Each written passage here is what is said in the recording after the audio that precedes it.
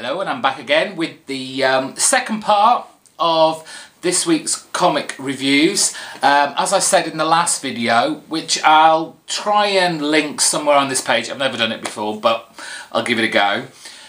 So just in case you missed it. But I did tell you about how I read my comics and how I put them in order. And I said that there was a couple of issues that got changed around a bit. For one reason or another. And the first one that really I was a bit harsh on putting this into like the second video, because you know it's one of those kind of don't judge a book by its cover. Not necessarily the cover in this case, it was actually the inside and how it was presented. I won't keep you in suspense any longer. It was Bulletproof Coffin, Disinterred, the 6-issue mini-series from Image. It's on its 5th issue now, penultimate issue. And when I was looking through it, if you'd seen my review for the last issue, or even if you'd picked it up yourself, hopefully on my recommendation, the thing you get with David Hine and Shaky Kane is they take a particular genre or a particular style of storytelling or comic book art, and they put their whole kind of psychedelic trip on it.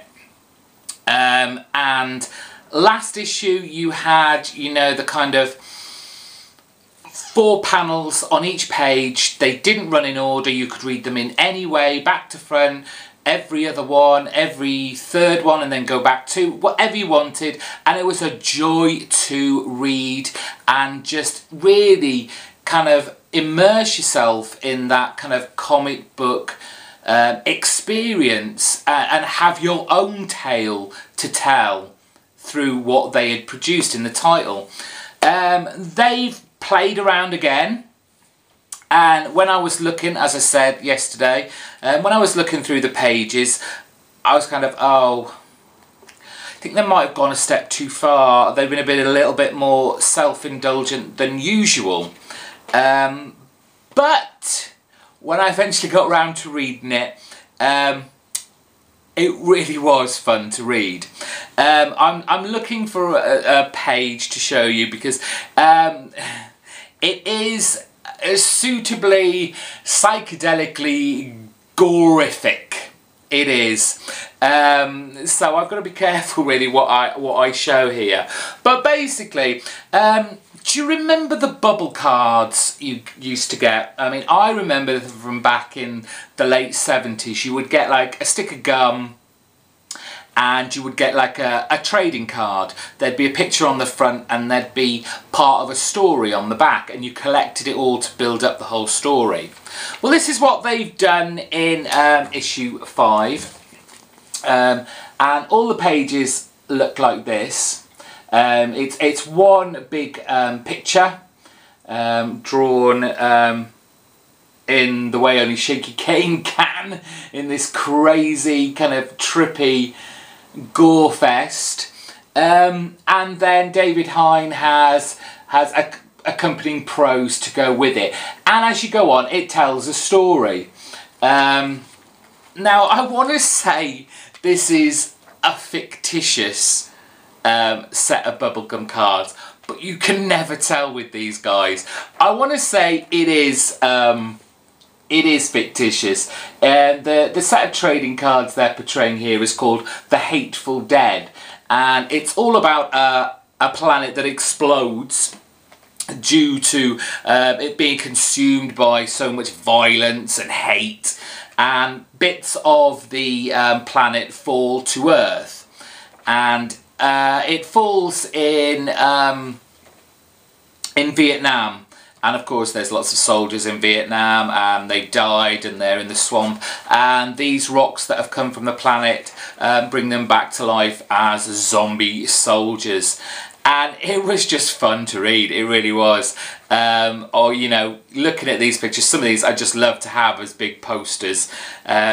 Oh, I want to show you some, but I'm not. I'm gonna be tasteful today. I'm gonna be tasteful.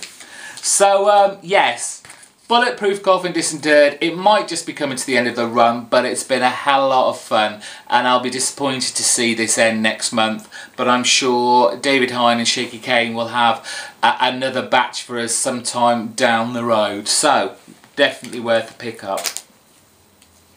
Now, one that deserved, given last month's issue, it did deserve to be in this second pile, but was slightly better than last month, I mean.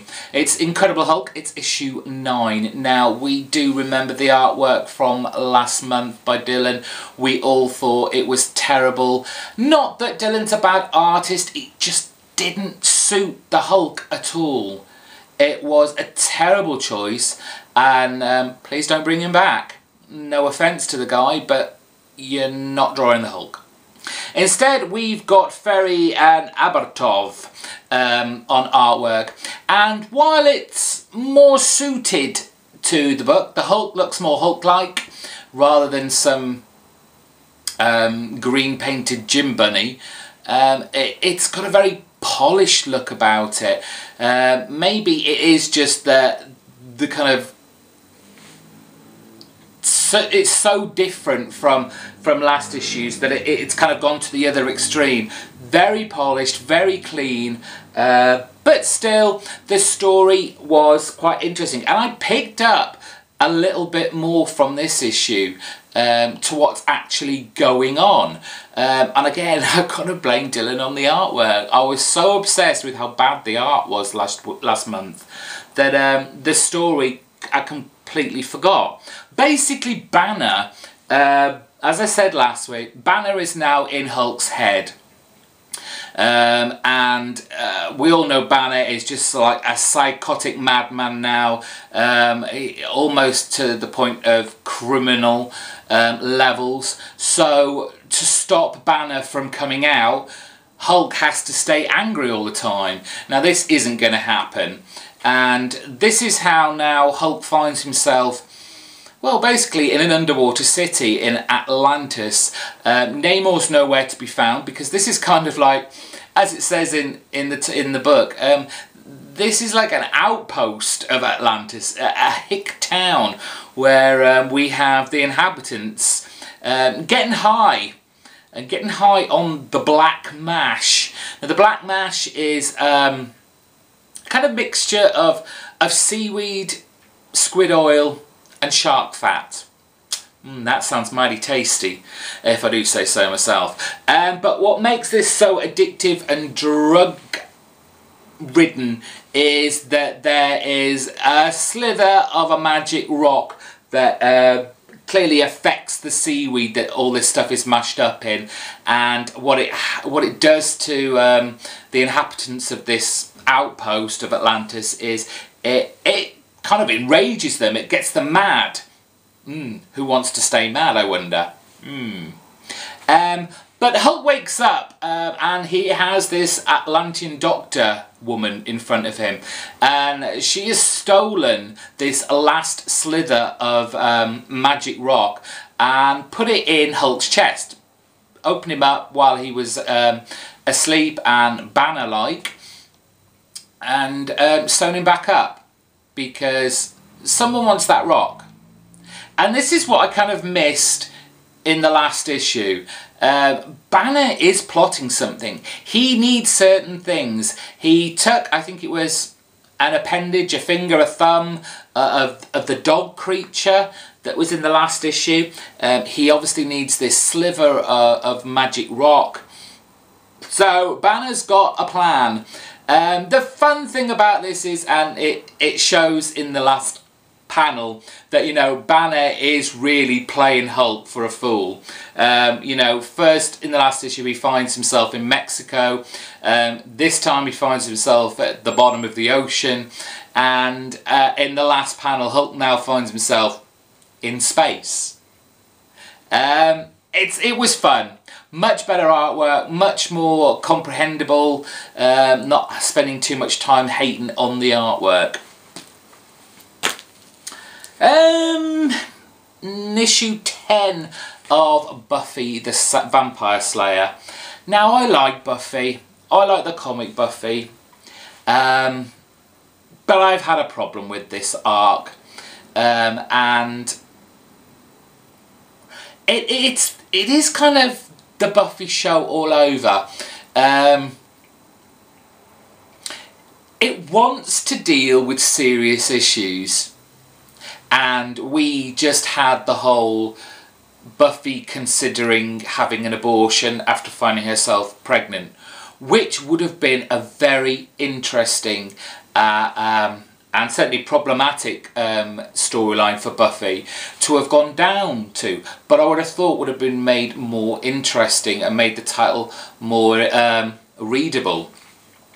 But they messed it up, and they not so much played it for laughs, but you know, this whole Buffy's mind is in a Buffy robot, and Buffy's body is out in suburbia leading a normal life hiding out.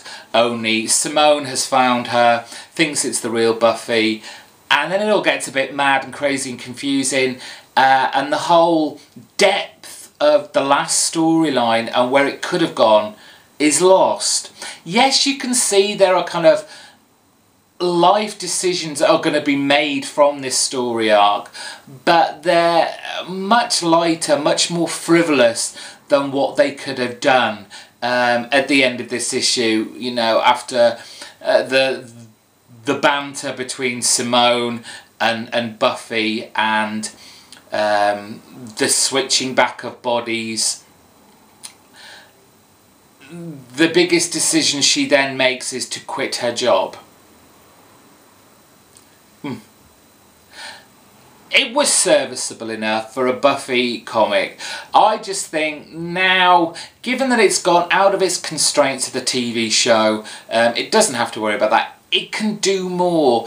At least story-wise. Yes, you can do whatever you want art-wise, bring in the biggest, hugest, craziest creatures you want. But storylines, obviously, they were a bit more beholden to the audience and who it was meant to be directed at the teenage audience. I don't specifically think this title really is specifically aimed at them anymore, and they could go further. So I was a little bit disappointed with Buffy this month. Now, I don't often do this, but I have a stinker of the week, of the month, and I'm sorry, I just don't get why people are enjoying this. Completely underwhelmed by it all. The creator, who I've loved on this title for months and months and months and months, has seriously dropped the ball. I don't get it. Amazing Spider-Man issue 687, and wraps up this Ends of the Earth storyline. What?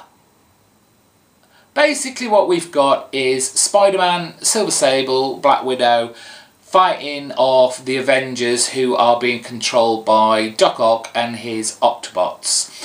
Somehow now Doc Ock can control the Avengers in the sense that he can take over their bodies through his mind, through his Octobots. So Doc Ock is acting, making our superheroes of the Avengers do exactly what he wants and talk through their mouths. It was just silly nonsense. It really was. The whole, you know, Spider-Man getting through to Doc Ock and beating him and saving his life at the end was just... And this is where I get to, and I said this even before the very first issue of this came out. I said, he has been saying this sentence so many times, you just know something is going to happen. He's continually been saying, if I'm around, no one is going to die. Well, someone died. Clearly this was going to happen. Even before I turned the first page, I said, right when this came out, someone's going to die. I knew it was never going to be anyone as big as Mary Jane, though that would have had more impact. But I guess we all think it's Silver Sable. In the middle of the title, where Spider-Man and Silver Sable are going to find Doc Ock in his big Ockhedrian, whatever his base is called, they get obstructed by Rhino, and Rhino grabs hold of Silver Sable and says, look, I'm not moving, she's going to drown, you're not strong enough to break my grip on her, what are you going to do? And Silver Sable, you know, in a seemingly self-sacrificing moment says, just go, leave me, I'm just one life, you're going to save billions. So of course, right at the very end, everyone thinks it's all a happy jolly jolly, we've won, we've defeated Doc Ock, the world is not going to go up in flames, and Spider-Man, Peter Parker, isn't happy, and all he says is, someone died. Now, I don't think it's Silver Sable. I think it's going to be Rhino. I don't know why. I just think it's too obvious for it to be Silver Sable. I should have seen it coming that, you know, they were trying to maybe throw us off the scent, because Silver Sable and Spider-Man, although they've had their past, at the moment they've seemed to have come a lot closer, and Silver Sable seemed to have come to have a lot more respect for Spider-Man than I've ever noticed before. But I just think it's too obvious to be her. But all in all, this has been a stinker of an event, and I've not really liked any of it. Nothing has excited me like Spider Island did. Nothing has made me want to put this at the top of my pile and go, oh, I need to know what happened because of what happened at on the last page of the last issue. No, not at all. Dan Slott seriously messed up here. And it's disappointing, because Amazing Spider-Man is usually amazing. But, you know, you take the rough with the smooth. It can't be great all the time. Sometimes people let you down. And Dan Slott let me down. And that is the lot for this week. I'm sorry I had to do that in two. It won't happen again. Bad Ghost Critic. Bad. And that's it for me. Hopefully I will have sorted out that link to the previous video, yesterday's, with the really good stuff. If not, just go to my channel page and check out my videos and check out yesterday's. And if this is the first time you're here, as always, subscribe. It's up there somewhere. Give it a thumbs up, put a comment down below.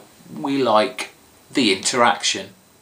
Take care, have a great weekend, and I'll see you next week with another bunch of comic book reviews. Bye.